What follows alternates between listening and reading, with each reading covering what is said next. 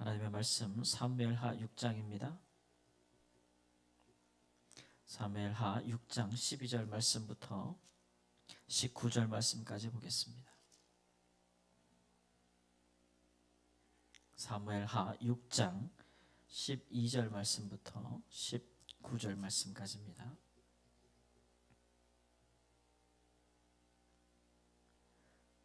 어떤 사람이 다윗 왕에게 아뢰어 이르되 여호와께서 하나님의 괴로 말미암아 오벳 에돔의 집과 그의 모든 소유에 복을 주셨다 한지라.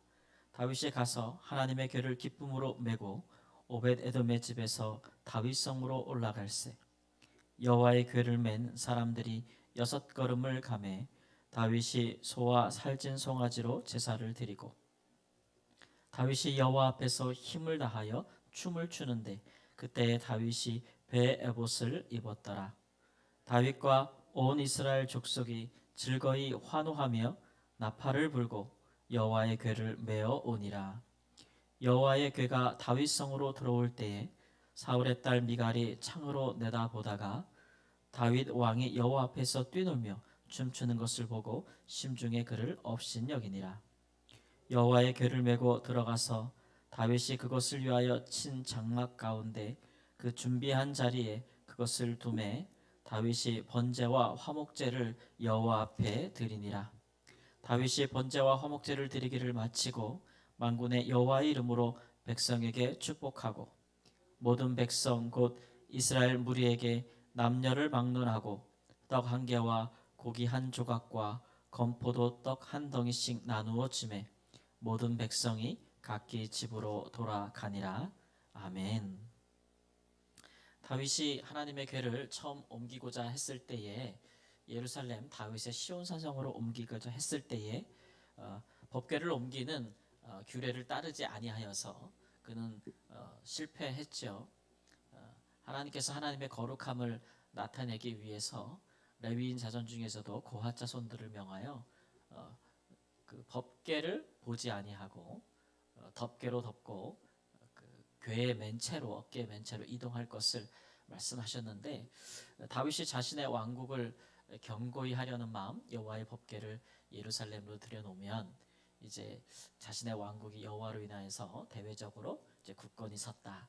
또 여호와께서 나의 왕의 왕권을 인정하셨다라는 것들을 대외적으로 공포할 수 있는 좋은 기회가 되겠고 물론 그 마음에는 이제 하나님을 향한 또 하나님의 그 성막을 회복시키고자 하는 또 헌신된 마음도 있었겠지요.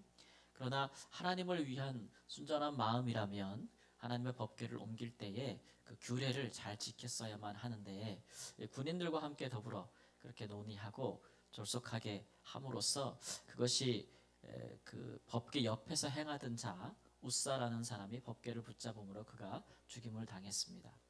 그런데 그 이후로 이제 그 사건 이후로 다윗이 여호와가 두려워서 내가 함부로 법궤를 옮기지 못하겠다 두려운 마음이 들기 시작했죠. 거룩하신 하나님의 그 충돌하심에 이제 두려움을 느낀 것이고 하나님을 내가 임의로 소유하거나 내 마음대로 이렇게 주관할 수가 없는 분이구나라는 것을 느꼈는데 이 하나님의 치심 다음에 다윗이 굉장히 분노했다고 했어요. 이것은 적절치 못한 행동으로 보여요. 때로는 하나님께서 이제 여러 가지 우리의 어떤 의도, 우리가 좋은 뜻으로 시작한 의도라 할지라도 그것을 그 부족함을 인하여 여러 가지 이유가 있겠죠. 하여튼간 그 일이 잘 도모가 이루어지지 않게 하실 때에 사람이 하나님 앞에 분노하는 것은 옳지 못하고 빨리 자신을 돌아보는 게 더 낫겠죠. 그렇죠? 무슨 이유인가 돌아보는 게 나을 것이라고 생각합니다. 그리고 나서 그 법궤가 가드 사람 오벳에돔의 집에 석 달간 머물렀다라고 했어요. 아마 가장 그 인근에 있는 그 가드 사람이라 하면 블레셋 사람을 얘기하는 건 아니고 가드 림몬이라고 하는 그 지역에 가장 가까운 이제 레위인들이 살고 있는 성읍을 이야기하는 것 같습니다. 거기에 오벳 에돔이라는 이제 레위인 그 족보를 따져보면 레위인 중에서도 고핫 자손들에서 여호와의 법궤를 옮길 수 있는 자격이 있는 사람이에요. 그래서 그 사람 집에서 석 달을 머무는 동안에 하나님께서 그 집에 큰 축복을 주셨다라는 이야기를 듣고 하나님의 진노가 좀 풀리셨나 보다라고 생각을 해서 그가 다시 여호와의 법궤를 옮겨오는데 자세하게 기록한 역대상의 12장에 가보면은 그때부터 이제 다윗이 그동안 석 달 동안에 이제 율법을 잘 읽고 어떻게 하는 것이 좋은가, 왜 우리는 처음에 잘 안 됐나 그걸 파악을 해서 이제 고핫 자손의 레위인들을 앞세우고 똑같이 하나님께서 명하신 대로 나팔을 불면서 레위인들이 그 법궤를 어깨에 메고 이렇게 예루살렘 산성으로 들어오는 그런 아주 웅장한 모습을 잘 보여주고 있습니다. 그런데 오늘 우리가 모습에서 볼 것은 하나님의 법궤가 사실 그 기럇 여아림에 있는 아비나답의 집에 거의 70년을 머물렀거든요. 오베데돔에는 석 달을 머물렀어요. 그런데 70년 동안 여호와의 법궤를 지킨 집안에는 하나님께서 어떠한 복도 내리신 적이 없다. 그런 기록이 있지 않고 오히려 그 끝에 그 후손이 이렇게 죽임을 당하잖아요. 그런 걸로 봐서는 여호와의 법궤를 70년 동안 모신 것이 이게 무슨 의미가 있나, 그 집안에 오히려 저주가 되었잖아요. 그래서 참 안타깝다라는 생각이 드는데, 어떤 사람은 석 달을 모셨는데도 하나님이 큰 복을 주신단 말이에요. 그렇죠? 모신 기간만 따지면 사실은 그 아비나답의 집안 사람들이 훨씬 잘 모셨지 않겠어. 오랜 기간을 비교할 수 없을 만큼 오랜 기간을 모셨는데 어찌하여 그 마지막이 이렇게 안 좋게 끝났는가, 이런 것들을 우리가 좀 생각해 볼 필요가 있겠습니다. 기럇 여아림에 있는 사람들이 여호와의 법궤를 가져오게 된 것은, 여호와의 법궤가 엘리 제사장 때 블레셋과의 전투에서 짐으로 제사장도 죽임을 당하고 법궤도 빼앗겼을 때에 그 법궤가 블레셋에 갔다가 스스로 돌아와서 이제 베세메스라는 곳에 오잖아요. 베세메스 사람들이 여호와의 법궤를 함부로 열어보고 했다가 다 죽임을 당하고 그들이 두려워하는 마음이 생겨서 이제 그 법궤를 기럇 여아림이라는 곳에 올려 보냅니다. 그래서 거기에 있는 사람들이 여호와의 법궤를 보고 그 아비나답의 집에 그 법궤를 놓았는데 그 아들 엘르아사를 구별하여 지키게 했다. 거룩하게 구별하여 지키게 했다. 시작은 좋았던 것 같아요. 거룩하게 구별해서 여호와의 법궤를 지키게 하였는데 그 법궤를 지키게 한 것이 기간이 오래되다 보니까 그 이제 엘르아사 이후로 그 자손들이 법궤를 거룩히 구별해서 잘 지키지 않은 것 같아요. 시편 132편에 보면은 다윗이 예루살렘 성을 수복하고 거기를 수도로 정한 이후에 이제 성막도 무너졌잖아요. 실로의 성막이 여호와의 성막을 다시 회복하고 거기에 법궤를 드리고자 계속 찾았다 그랬어요. 어디에 있는지. 그 막 찾았는데 결국은 찾았는데 이제 그냥 나무밭에서 찾았다. 이렇게 그러니까 잘 드러나지 않은 거죠. 잘 모시고 잘 보존했으면 금방 알았을 텐데 거의 방치된 것 같아요.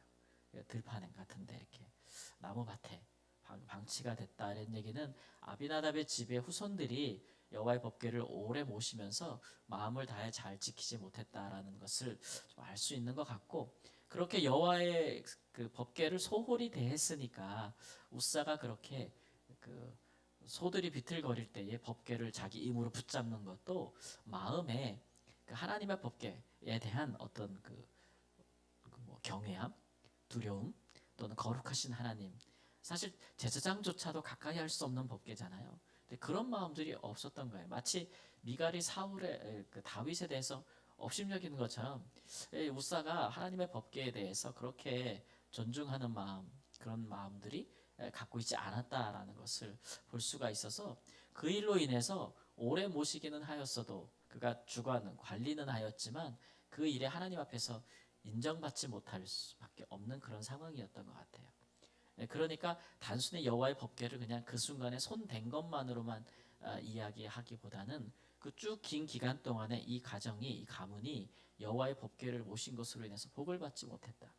사실 뭐 이스라엘이 여호와의 법궤를 찾지 않았잖아요, 그동안. 예? 방치된 거 아니에요. 그러니 그 허물이 이스라엘에게도 있고 또 사울 왕에게도 있을 것이고 많은 허물들이 있을 것인데 이 사람들이 그래도 자기 가정 안에서 잘 거룩하게 잘 지켰으면 복이 되지 않겠어요? 예?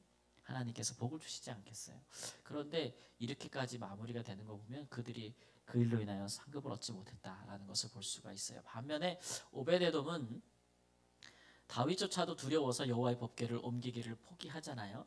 그래서 두려움이 모든 사람에게 임해서 어느 누구도 가까이 하기 싫어하고 또 손댈 수도 없는 상황에서 이 오베데돔은 자기의 직무를 감당하기 위해서 여호와의 법궤를 이제 자기 집안에 모시고 그가 규례를 따라서 잘 그렇게 법궤를 보관하였다, 지켰다. 그렇게 볼 수가 있는 것이겠죠. 그래서 그런 부분에 대해서 하나님께서 석 달일지라도 이제 정말 칭찬하시고 복을 주셨다. 그래서 그것이 이제 다윗에게 정말 좋은 사인이 되었다라는 것이고, 다윗이 이를 기뻐하여 가지고 나중에 예루살렘에 법궤를 옮긴 이후에 이 오베데돔의 자손들을 노래하는 자로 삼기도 하고 또 성전의 문지기도 삼기로 하고, 이래서 오베데돔이 정말 큰 축복을 받아서 하나님 가장 가까이 곁에서 성전과 성막에서 섬기는 그 자손들이 대대 축복을 받은 것이겠죠. 예, 그런 거를 보면 하나님의 사람을 축복하심이 참 사람의 생각과 다를 수 있겠다라는 생각이 들어요. 그렇죠? 우리도 신앙생활 하면서 뭐 그렇게 오랜 수십 년을 신앙생활 할 수도 있고, 아니면 짧은 기간에 신앙생활 할 수도 있고, 뭐 이렇게 단순하게 비교해 볼 수도 있겠지만, 중요한 것은 어떠한 마음으로 하나님을 섬겼는지가 훨씬 중요한 거겠죠. 10년, 20년, 30년 교회를 중심으로 신앙생활을 하였어도 하나님을 귀히 여기지 않는 마음, 하나님을 경외하는 마음이 없이 그저 육신을 따라서 그렇게 신앙생활 한다고 할 수도 있는 거예요. 그렇죠? 그러나 단 몇 개월을 섬겨도 정말 전심으로 하나님을 경외하고 높이면서 하나님의 거룩하심을 두려워하고, 또 나도 그렇게 거룩하게 하기를 원하고, 무엇보다도 하나님의 말씀을 따라서 그렇게 겸손하게 직무를 잘 감당할 수도 있는 것이겠죠.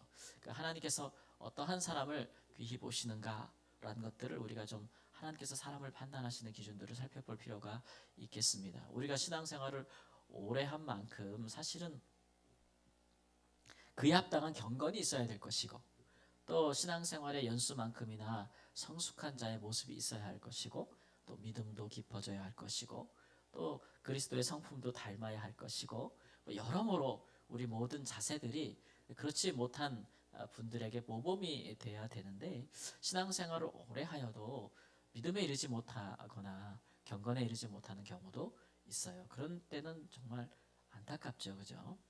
그래서 결국은 나의 이렇게 오랜 교회 생활, 신앙 생활을 했음에도 불구하고 나중에 믿음에서 떨어져 나가거나 이렇게 하는 것을 보면 너무 이제 안타까운 마음이 들기도 하는 것이죠.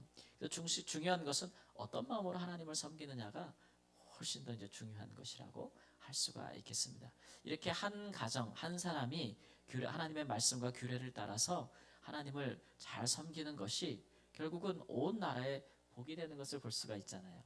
다윗조차도 그 일에 정말 본을 받아서 자기가 왜 잘못했는지를 깨달아 알았을 거고, 오베데돔을 통해서 다시 그가 잘못했던 것을 온전하게 회복하고 규례를 따라서 여호와의 법궤를 옮기는 것을 볼 수가 있어요. 사실 하나님이 함께하는 사람들은 복을 받죠. 예, 하나님이 함께하시는 사람은 복을 받습니다. 이게 당연한 거죠. 당연한 것. 당연한 것. 우리의 신앙생활이 그런 것이었으면 좋겠어요. 예, 하나님과 함께 하심, 하나님의 친근히 하심, 또 우리가 전심으로 하나님을 진심으로 대하고, 또 그분을 업신여기지 아니하고, 또 하나님과 사람들을 업신여기지 아니하고, 그렇게 경외함으로써 하나님 앞에 칭찬받을 만한 그런 하나님의 사람들이 되었으면 좋겠습니다.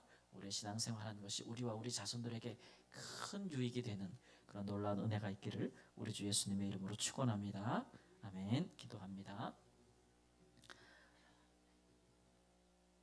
하나님의 사람들을 축복하여 주시는 우리 주님의 놀라운 은혜를 찬송합니다.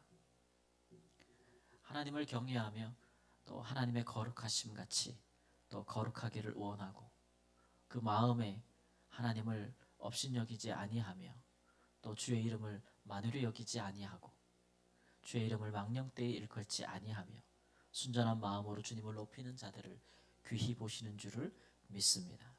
우리가 하나님을 믿고 또 하나님 우리가 주를 의지하여 또 교회를 통하여 늘 주님과 가까이 하나님 행하기를 원하고, 우리 안에 계신 성령과 늘 더불어 가까이 행하기를 원하오니 우리의 모든 이러한 하나님 헌신과 또 하나님을 향한 사랑이 주님 보시기에 아름답고 복주실만 할 수 있도록 주님 인도하여 주시옵소서. 오베데돔이 주의 말씀과 규례를 따라서 하나님을 섬겼을 때에 주께서 그에게 복을 주시고 그의 모든 소유에 복을 주셨다고 말씀하셨습니다. 같은 복이 하나님 오늘 우리 가운데 임할 수 있도록 주님 인도하여 주시옵소서.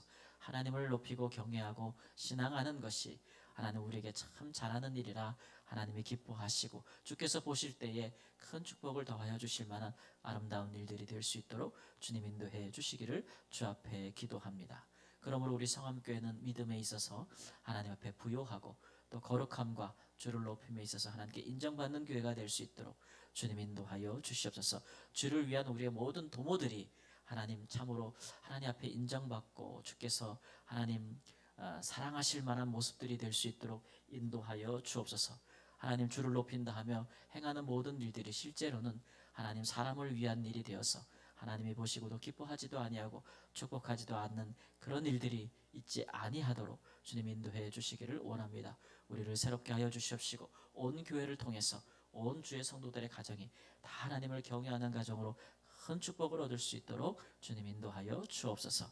존귀하신 예수님의 이름으로 기도합니다. 아멘.